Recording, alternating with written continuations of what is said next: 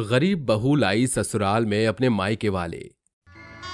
अंजना ने अपने बेटे रवि की शादी मेघा नाम के गरीब परिवार की लड़की से की थी। रवि एक मध्यम वर्ग के परिवार से था। उसके घर में मां अंजना, पिता रमेश रहते थे। कुछ ही दिनों में मेघा ससुराल की सारी जिम्मेदारियां संभाल लेती है। वो गरीब परिवार से है, ये जानने के बावजूद भी वो उससे दहेज की मांग करती है और न मिलने पर उसे खरी खोटी सुनाया करती थी। ऐसे ही एक शाम मेघा आरती गा रही थी। ओ कान्हा अब तो मुरली की मधुर सुना दो तान, मैं हूँ तेरी प्रेम दीवानी मुझको तू पहचान। पूजा खत्म करते ही मेघा सास के पैर छूकर कहती है, माँ जी ये लीजिए प्रसाद। जा जाकर काम कर, और हाँ तेरे ससुर जी को चाय नाश्ता दिया? जी माँ जी। ये कहकर मेघा अपने ससुर को चाय नाश्ता देकर उसके पैर छूती है। कुछ देर बाद जब मेघा कपड़े धो रही थी तो अंजना ढेर सारे कपड़े फेंक कर कहती है, ए गरीब कहीं की, चले सारे कपड़े अच्छे से धो और सूखने के बाद अच्छे से इस्त्री करके कपड़े रख देना। जी माँ जी। सास अंजना का व्यवहार धीरे धीरे मेघा के प्रति बहुत खराब हो चुका था। इस बात से लगा कि देखो काफी चोट पहुंचती है। ये बात वो अपने पति से कह भी नहीं सकती थी, जो कि बेटा अपनी मां के काबू में था और अक्सर काम के सिलसिले से बाहर रहता था। मेघा की मां कविता गरीबी में अपना जीवन काट रही थी। सेठानी के घर झाड़ू पोछा करके कविता अपने दोनों बच्चे श्रेया और पीयूष को पाल रही थी। पैसे न होने के कारण कविता को मकान मालिक उसके बच्चों और सामान सहित घर से बेघर कर देता है, जिसके बाद कविता, श्रेया, पीयूष अपनी बड़ी बेटी के घर आ पहुंचते हैं। तभी मेघा अपनी मां को देखकर गले लग जाती है। माँ आप अचानक से यहाँ? आपने तो मुझे बताया नहीं। और मेरे भाई बहन कैसी है? श्रेया और पीयूष तू? ठीक हूँ दीदी, आप कैसी हो? मैं भी ठीक हूँ। माँ आपने बताया नहीं? बेटा दरअसल पैसे नहीं थे, मेरा वहाँ से काम छूट गया। मैंने बहुत विनती करी लेकिन मकान मालिक नहीं माना और उसने हम तीनों को घर से बेदखल कर दिया। मुझे माफ कर दे बेटा, मैं तेरे पास नहीं आना चाहती थी लेकिन क्या करूँ, मजबूरी में मेरे पैर मुझे तेरे पास खींच लाए। कुछ समझ नहीं आया कि कहाँ रहने जाऊं इन दोनों बच्चों को लेकर। क्या माँ आप फिक्र मत कीजिए, अच्छा हुआ जो आप इन दोनों के साथ यहाँ आ गई। मैं माँ जी से बात करूंगी, वो मान जाएंगी, मना नहीं करेंगी। ठीक है बेटा, बस मेघा थोड़े दिन की बात है, जैसे ही कुछ काम मिल जाएगा तो मैं यहाँ से चली जाऊंगी। अरे नहीं नहीं माँ ऐसा मत कहो, आप जितने दिन चाहो अपनी बेटी के पास रह सकती हो। दीदी मुझे बहुत भूख लग रही है। मुझे भी दी, बहुत भूख लगी है। उनकी ये सारी बातें सुनकर अंजना ताली बजाते हुए आकर कहती है, आहा, होटल खोल रखा है ना मैंने तो, है ना बहू, जो तेरी माँ यहाँ पर आकर रहेगी, तेरा भाई पीयूष रहेगा और तेरी बहन श्रेया रहेगी। अरे मेरा बेटा तो पागल है जो कमा कमा कर लाता है और तेरी माँ बहन भाई को मुफ्त में खाना खिलाएगा। नहीं नहीं, मेरा घर कोई धर्मशाला नहीं जो कोई भी आए पसर जाए, गरीब कहीं के। अरे अंजना ये तुम कैसी बातें कर रही हो, वो हमारी समधन है। अरे काय की समधन, गरीब है ये नहीं पता है क्या आपको? माँ जी थोड़ा तो लिहाज कीजिए, आप ऐसा कैसे कह सकती हैं उनको? मुंह से कह सकती हूँ और क्या, मैंने कुछ गलत तो नहीं कहा। अब गरीब हैं तो है, जभी तो मुंह उठाकर यहाँ आ गई हैं। माँ जी ऐसा मत कीजिए, मम्मी और मेरे भाई बहन के पास अभी रहने की कोई जगह नहीं है। मैं आपके सामने हाथ जोड़कर विनती करती हूँ, प्लीज उन्हें यहाँ रहने दीजिए, प्लीज माँ जी। ओहो, अब आया ऊंट पहाड़ के नीचे, क्यों ना मैं इन सबको नौकर बना कर रखूं। ठीक है बहू, एक ही शर्त है, तेरी माँ और तेरे भाई बहन को मैं अपने घर में रखूंगी। वो ये है कि जब ये तीनों मिलकर घर का काम करेंगे तभी इस घर में रहेंगे, वरना भूखे नंगे गरीबों के लिए मेरे घर में कोई जगह नहीं है। वैसे भी तू कौन सा दहेज में सोना चांदी लाई थी? मेरी शर्त माननी है तो ठीक, वरना तेरी माँ तेरे भाई बहन यहाँ से जा सकते हैं। माँ जी ऐसा मत कीजिए, थोड़े दिन की ही बात है। कोई बात नहीं बेटा, मुझे ये शर्त मंजूर है, हम तीनों यहाँ काम कर लेंगे। अंजना ये तुम बहुत गलत कर रही हो। अजी तुम चुप ही रहो, मेरा घर है, मेरा बेटा कमाता है, यहाँ कौन रहेगा कौन नहीं ये मेरी मर्जी होगी, तुम्हें बोलने का कोई हक नहीं है। समधन जी आप गुस्सा मत कीजिए, हम आपकी सारी शर्तें मानेंगे। चलो अच्छा ही हुआ आपने मान ली मेरी बात। जाइए बहू जा, थोड़ा खिला दे पिला दे, बहुत भूखे होंगे तेरे मायके वाले। ये सुनकर मेघा अपनी माँ और छोटे बहन भाइयों को खाना पीना खिला देती है और रोते हुए मेघा कहती है, माँ मुझे माफ करना, मेरी सास ने आपसे इस तरीके से बात की और ये शर्त माननी पड़ी, पर मैं कुछ नहीं कर सकती थी। कोई बात नहीं बेटा, मैं समझती हूँ। हाँ दीदी, हमारे हालात ही ऐसे हैं कि हम कुछ नहीं कर सकते, हमें मानना ही होगा। जब मैं थोड़ी और बड़ी हो जाऊंगी तो माँ को ऐसे परेशान नहीं होने दूंगी। इस तरह मेघा के मायके वाले खाना खा लेते हैं। थोड़ी देर बाद अंजना आकर कहती है, बस बस समधन जी, आपने बहुत आराम फरमा लिया, अब जाकर कुछ काम भी कर दीजिए। रसोई गंदी पड़ी है, थोड़ा साफ कर दीजिए। और पीयूष, तुम पौधों में पानी डाल दो। और श्रेया बेटा, तुम जरा मेरी अलमारी के कपड़े लगा दो। और हाँ कविता बहन, अच्छे से करना काम। जी समधन जी, आप निश्चिंत रहिए, मैं और बच्चे सही से काम करेंगे। अंजना की बात सुन मेघा के मायके वाले उसकी सास की उंगलियों पर नाच नाच कर उसका हर फरमाया हुआ काम करने लगते हैं। और यदि कोई काम बिगड़ जाता है तो अंजना उसे दोबारा करवाया करती थी और मेघा और उसके परिवार वालों को परेशान करने का एक मौका नहीं छोड़ती थी। इस तरह कुछ वक्त बीत जाता है। अब अंजना उन्हें पूरे दिन काम करवाने के बाद सिर्फ एक वक्त का खाना देती थी, वो भी ऐसा जो खाने लायक नहीं होता था। कविता और उसके तीनों बच्चे काम करके बैठे ही थे, तभी मेघा कहती है, माँ जी, मैंने मेरे भाई बहन माँ ने घर का लगभग सारा काम कर दिया, स्टोर रूम भी साफ कर दिया। बहुत भूख लग रही है तो कुछ खाने के लिए दे दीजिए। हाँ हाँ लो, ये रहा तुम चारों का खाना। ऐसा कहकर अंजना सूखी 4 रोटी और सूखी लाल मिर्च और प्याज रख कर दे देती है। ये देखकर मेघा कहती है, माँ जी आप क्या कर रही हैं? हम पूरे दिन सुबह से काम कर रहे हैं और आप ये खाना दे रही हैं, ये तो खाने लायक भी नहीं है। रोटी के साथ सूखी लाल मिर्च कौन खाता है? मैं अपने लिए नहीं मांग रही, कम से कम माँ के साथ तो ऐसा मत कीजिए, वो भी आप ही की उम्र की है लगभग। अच्छा, अब तू सिखाएगी मुझे क्या सही और क्या गलत? मेरे घर में तो यही मिलेगा, खाने को मिलेगा। खाना है तो खाओ, वरना घर से बाहर निकल जाओ। मुझे गरीब भिखारी लोगों को अपने घर में रखने का कोई शौक नहीं है। और बहू, तू भी अपनी माँ के साथ घर छोड़कर जा सकती है, समझी?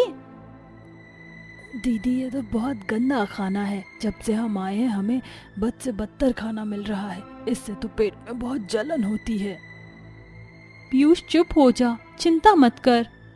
माँ जी, मैं आपके आगे हाथ जोड़ रही हूँ। ओहो, फिर वही सब बातें। रमेश ये सारी बातें सुन लेता है और अंजना का कहर उसके मायके वालों पर देखकर बोल पड़ता है, अंजना, तुम्हें इंसानियत नाम की चीज बची है या नहीं? कुछ नहीं तो बच्चों का ही ख्याल कर लो, ये सब कैसे खाएंगे? आपकी ही कमी थी, आप आ गए। आप बोलते बड़बड़ाते रहिए, चाहे तो उनके सेवा पानी कर लीजिए, मैं तो चली। ये कहते ही घमंडी अंजना सीढ़ियों पर चढ़कर जाती है कि उसका पैर फिसल जाता है, जिससे सिर पर बहुत चोट आती है। और मेघा अपनी सास को देखकर चिल्लाती है। उसके सिर से खून बहने पर मेघा पल्लू फाड़कर बांधती है ताकि उसका खून रुक जाए और फौरन सब उसे हॉस्पिटल पहुंचाते हैं, जहां कुछ देर बाद अंजना को होश आता है। कैसी हो अंजना तुम? मैं ठीक हूँ। तुम्हें पता है, अगर तुम्हें यहाँ सही वक्त पर हम नहीं लाते और बहू ने तुम्हारा खून रोकने से नहीं बचाया होता तो बहुत बुरा हो जाता। जिसको तुमने इतना कोसा उसने ही तुम्हारी जान बचाई, तुम्हें उसका शुक्रिया अदा करना चाहिए। बहू, मैंने तेरे और तेरे मायके वालों के साथ बहुत बुरा किया। बच्चों, समधन जी मुझे माफ कर दीजिए और मेरी जान बचाने के लिए बहू तेरा शुक्रिया। अब समधन जी हमारे साथ हमेशा के लिए रह सकती हैं। आखिर मेरा बेटा भी तो इनका ही बेटा है। अरे बहन जी, आपने इतना कह दिया, बहुत बड़ी बात है, लेकिन कुछ दिनों में मुझे काम मिल जाएगा। एक जगह मैंने बात की थी। इस तरह सब कुछ ठीक हो जाता है। कुछ देर बाद अंजना घर आ जाती है और सब खुशी खुशी रहने लगते हैं। मोर मनोरथ जानू नीके, सदा बसहूं उरपुर सबही के। कुमकुम मंदिर में बैठी हुई आरती करते हुए भगवान के भजन कर रही होती है। तभी उसकी सास निर्मला उसे आवाज लगाती है, बहू, अरे ओ कुमकुम बहू, तेरी पूजा अब तक हुई नहीं क्या? इस पर कुमकुम कुड़कुड़ाती हुई बोलती है, सासू माँ ने भी मेरा ना चैन चुरा रखा है। सुबह के 7 बजते ही भोपू की तरह बजने लगती हैं। अरे कहाँ रह गई बहू, एक प्याली चाय तो पिला दे। लाई माँ जी। कुमकुम मंदिर से उठकर सीधे रसोई घर का रुख करके अपनी सास को चाय देती है। ये लीजिए माँ जी, आपकी मनपसंद अदरक इलायची वाली चाय। ला दे बहू, जीती रहे। भाभी, मेरा नाश्ता रेडी हुआ कि नहीं? अरे सुनती हो, जरा मेरे कपड़े तो प्रेस कर दो। अपने पति और ननद को बुलाता देखकर कुमकुम सर पकड़कर चिल्लाकर बोलती है, आ! चुप करो, परेशान करके रख दिया है सबने, चिल्लम चिल्ली लगा रखी है। अरे मैं इंसान हूँ, कोई मशीन नहीं। देखिए माँ जी, अब ससुराल का बोझ मुझसे अकेले ना उठेगा। आप देवर जी की शादी कर दो, देवरानी आएगी तो मेरा कुछ तो हाथ बटाएगी रसोई में। कुमकुम अभी ऐसा कही रही थी कि तभी कोई दरवाजा खटखटाता है। कुमकुम दरवाजा खोलती तो सामने संस्कार अपनी मुस्लिम पत्नी शकीना के साथ खड़ा होता है। अस्सलाम वालेकुम बाजी। कुमकुम शकीना को घूरती हुई पूरे घर वालों को बुलाती है। सासू माँ, ससुर जी, अनिरुद्ध, पारुल, जल्दी आओ। अरे क्या हुआ बड़ी बहू, क्यों ढोल मृदंग की तरह बज रही है? हाँ कुमकुम बहू, दिन दहाड़े भूत देख लिया क्या? ये देखिए माँ जी, देवर जी क्या गुल खिला कर आए हैं। पूछिए इनसे कौन है ये मुस्लिम लड़की। संस्कार, तू चुप क्यों खड़ा है, जवाब क्यों नहीं देता? कौन है ये लड़की? माँ, ये आपकी बहू है। हालत इतने बुरे थे कि हमें जल्दबाजी में शादी करनी पड़ी। अस्सलाम वालेकुम मम्मी जान। हम जानते हैं आप सभी को हमारे फैसले से खलिश है, मगर हम संस्कार से बेइंतहा मोहब्बत करते हैं। अल्लाह के लिए हमें कबूल कर लें।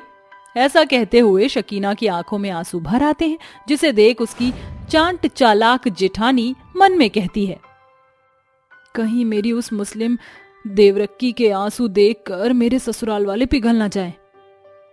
जहां खड़ी हो वहीं रहो। अगर तुम हिंदू होती तो हम तुम्हें अपने परिवार का हिस्सा जरूर बनाते, मगर तुम मुस्लिम हो। पूरा ससुराल जेठानी के भड़कावे में आकर अपने अपने कमरे में चले जाते हैं, मगर पारुल शकीना के आंसू पोंछकर उसे समझाती है, चुप हो जाइए भाभी, रोने से कुछ बदलता है क्या? नहीं, आप घर वालों के साथ घुलने मिलने की कोशिश कीजिए। शुक्रिया पारुल, इस हौसला अफजाई के लिए। अगले दिन शकीना सुबह की नमाज अदा करके साफ सफाई करके रसोई का रुख करती है। या अल्लाह, हमें तो इस बात का तकाजा ही नहीं कि हिंदुओं में पहली रसोई में क्या पकाया जाता है। एक काम करते हैं, हमें जो आता है वो बना देते हैं।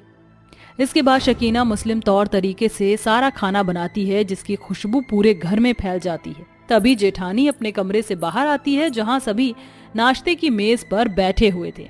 हाय राम, ये इतनी गंदी बदबू कहाँ से उठ रही है? कोई मांस मच्छी बना रहा हो। इतने में कुमकुम की मुस्लिम देवरानी पहली रसोई में बनाया खाना मेज पर परोसती है, जिसे देख उसके हिंदू जलकुकड़ी जेठानी उसे एक थप्पड़ मारती हुई खाने के पीछे खूब खरी खोटी सुनाती है। दो कौड़ी की मुस्लिम देवरानी, तेरी हिम्मत कैसे हुई मेरी रसोई को नाश भ्रष्ट करने की? जिस रसोई में आज तक लहसुन प्याज का छौंका भी नहीं लगा, आज तुझ मुसलमानिनी ने मेरी रसोई में मांस मच्छी बनाया। बस कीजिए जेठानी जी, आप भूल रही हैं इस रसोई पर जितना हक आपका है उतना ही हमारा भी है। हम संस्कार की बेगम और इस घर की बहू हैं। आइंदा हम पर हाथ आजमाने की गुस्ताखी ना करना। अब्बू जान, अम्मी जान, आप सभी शुरू कीजिए। हमने आपके लिए खास मीठी सेवैयां, चिकन कोरमा, मच्छी कढ़ी भी बनाई है। कुमकुम मेज का सारा खाना नीचे गिराते हुए गुस्से में बोलती है, कितनी ढीठ हो तुम, एक बार में समझ में नहीं आता क्या? तुम्हारा बनाया खाना कोई नहीं खाना चाहता। हम हिंदू हैं, हमारे यहाँ पहली रसोई में सबसे पहले हलवा बनता है। तुम मुसलमानों की तरह मीट मछली नहीं बनता। ऐसा सुनकर शकीना अपने कमरे में आकर फूट फूट कर रोती है। ऐसे ही दिन बीतते हैं, जहाँ एक और जेठानी को अपने हिंदू होने पर गुमान था, वहीं बेचारी देवरानी का मुस्लिम होने के कारण पूरे घर वाले उसे घिन किया करते। जब भी शकीना अपने ससुराल वालों के लिए कुछ भी बनाना चाहती, तब कुमकुम इसके रास्ते का रोड़ा बनकर खड़ी हो जाती, जिसे एक दिन दोनों में खूब खटपट होती है। तुम फिर आ गई मुंह उठाकर, तुम्हारी जगह अगर मैं होती ना तो इतनी बेइज्जती के बाद डूब मरती। या अल्लाह, हमें समझ नहीं आता आप इतनी संग दिल क्यों है जेठानी जी। खैर, आज सभी के लिए चाय हम बनाना चाहते हैं, हटिए। अपनी मुस्लिम देवरानी को रसोई पर हक जमाता देखकर जलकोकड़ी जेठानी उसे जोर से धक्का मारती, जिसके बाद दोनों के बीचों बीच तू मैं होने लगती है, जिसे सुनकर ससुराल के सभी सदस्य रसोई में इकट्ठे हो जाते हैं। अरे ये तुम दोनों बहुएं क्यों निकम्मों की तरह झगड़ा झंझट कर रही हो? अब्बू जान, पूछे बाजी से, आखिर इन्हें हमारे रसोई में आने से क्यों तकल्लुफ है? अरे तेरी तकल्लुफ गई तेल लेने। मुझे अपनी मुस्लिम देवरानी के साथ रसोई बांटना रास नहीं आ रहा, इसलिए हमारी रसोई अलग कर दो। अरे इसके सिवा कोई चारा छोड़ा कहाँ है तुमने? सुन शकीना, आज से तू आंगन में बने चूल्हे पर खाना बनाएगी, क्योंकि हमें भी मुस्लिम बहू के हाथों बना खाना कतई मंजूर नहीं। ठीक है अम्मी जान, जैसा आप मुनासिब समझे। अपनी देवरानी की रसोई अलग करके कुमकुम खूब खुश थी। जहां उसकी सुंदर रसोई में जरूरत की हर चीज भरपूरी से भरी थी, वहीं देवरानी की रसोई में दाने दाने पर भी आफत छाया हुआ था। या अल्लाह, मेरे रसोई के खाली खत्तों पर अपनी बरकत बख्श दे। समझ लीजिए अल्लाह ने आपकी सुन ली। भाभी ये लीजिए, रसोई के लिए थोड़ा राशन लाई हूँ। पर पारुल, आपने ये जहमत क्यों उठाई? दोनों ननद भाभी बातें ही कर रही थी कि अचानक उन्हें कुमकुम के चीखने की आवाज सुनाई देती है। अरे अब क्या आपको 5 स्टार होटल की चाय चाहिए? चुपचाप ये चाय पी लीजिए वरना भाड़ में जाइए। बस करो कुमकुम, हद होती है बदतमीजी की। तुम मेरे पिताजी से ऐसे बात नहीं कर सकती। तुम तो चुप ही रहो अनिरुद्ध। कुछ देर बाद तुम्हारे पूज्य पिताजी को चाय चाहिए, मगर मेरे पास 36 काम होते हैं। कुमकुम अपने कामकाजी होने का झूठा ऐड दिखाकर वहीं से चली जाती है, जिसके बाद शकीना अच्छी सी चाय बनाकर अपने ससुर को देती है। ये लीजिए अब्बूजान, आपको चाय चाहिए थी ना, मैं बना लाई हूँ। शकीना के दिल में भरी अपनों की कदर ना सिर्फ उसके ससुर बल्कि अनिरुद्ध के मन में भी घर कर जाती है। दिन बीतते हैं जिसके साथ कुमकुम खाना बनाने में ढील करने लगती है, जिस पर एक रोज उसकी सास उसे टोकती है। अरे बड़ी बहू, ये कैसा कच्चा पक्का खाना बना रही है तू? रोटियां कोयले के जैसी जल गई हैं, जैसे सिगड़ी पर सेकी हुई हो, और सब्जी में भी स्वाद नहीं। माँ जी, कमी मेरे बनाए खाने में नहीं, शायद आपकी जीभ कड़वी हो गई है। अगर मेरे बनाए खाने में इतनी ही कमी घटी है तो अपना खाना खुद बनाएं। इसके बाद कुमकुम ससुराल वालों के आगे पड़ोसी थाली उठाकर ले जाती है। ऐसे में शकीना सभी के लिए खाना लगाती है। अब्बूजान, अम्मीजान, ये खाइए, इसमें लहसुन प्याज नहीं, एकदम सादा खाना है जैसा आप खाते हैं। शकीना को अपने हिस्से का खाना परोसता देखकर उस रोज पहली बार सभी ने बड़े चाव से मुस्लिम बहू की रसोई का खाना खाया था। जिसके बाद निर्मला भरी आंखों से अपनी मुस्लिम बहू का माथा चूमते हुए कहती है, मुझे माफ कर दे बहू, मैंने तेरी कदर नहीं की, मगर तू संस्कारों की खरी खान है। किसी को हो ना हो, मगर इस हिंदू सास को अपनी मुस्लिम बहू मंजूर है। अपनी मुस्लिम देवरानी के लिए ससुराल वालों के मन में प्यार देखकर हिंदू जेठानी जल उठती है। हाँ हाँ, जितना प्यार दिखाना है दिखा लो, मैंने भी इस मुस्लिम देवरानी को मजा ना चखाया तो कहना। ऐसे ही समय ढलता, मगर कुमकुम की हर बाजी फीकी पड़ रही थी। एक शाम की बात है, कुमकुम पूरे किचन के फर्श पर तेल फैला देती है। अब जैसे ही मेरी मुस्लिम देवरानी रसोई में आएगी, धड़ाम से गिरेगी, कितना मजा आएगा। इसके बाद कुमकुम वहां से चली जाती है, मगर कहते हैं ना, जाको राखे साइयां मार सके ना कोई। शकीना 2 बार किचन में आती है, मगर तेल पर उसका पाँव ही नहीं पड़ता, और जब ये देखने के लिए कुमकुम वहां आती है तो तेल पर फिसल कर गिर जाती है। उसकी चीख सुनकर शकीना भागी भागी किचन में आती है। या अल्लाह जेठानी जी, आपको तो बहुत चोट लगी है, कोई डॉक्टर को बुलाओ। शकीना चिल्ला चिल्ला कर पूरे ससुराल वालों को इकट्ठा कर लेती है, जिसके बाद डॉक्टर घर आकर कुमकुम का इलाज करते हैं। होश में आने के बाद कुमकुम की आंखें पछतावे के आंसुओं से भर जाती हैं। अल्लाह का शुक्र है आप ठीक हैं। आई एम सॉरी शकीना, दरअसल वो सब मैंने किया था ताकि तुम किचन में जाकर गिर जाओ, मगर किसी ने सही कहा है, जो दूसरों के लिए गड्ढा खोदता है वो खुद उसमें जा गिरता है। मुझे माफ कर दो। जेठानी जी, आपको अपनी गलती कबूल की, यही काफी है। हमारे दिल में आपके लिए कोई मलाल नहीं। ये सुनकर कुमकुम अपनी मुस्लिम देवरानी को गले से लगा लेती है। इस तरह अपने भले व्यवहार से शकीना अपने ससुराल वालों के हर एक जन के दिल में जगह बना लेती है, जिसके बाद हिंदू जेठानी और मुस्लिम देवरानी राजी खुशी एक ही रसोई में साथ मिलकर खाना बनाती हैं। साथियों, इंसान चाहे तो अपने अच्छे मन से पत्थर भी पिघला सकता है, वहीं बात बात पर खटपट करने वाला इंसान अपने खुद के रिश्तों में खटास भर लेता है।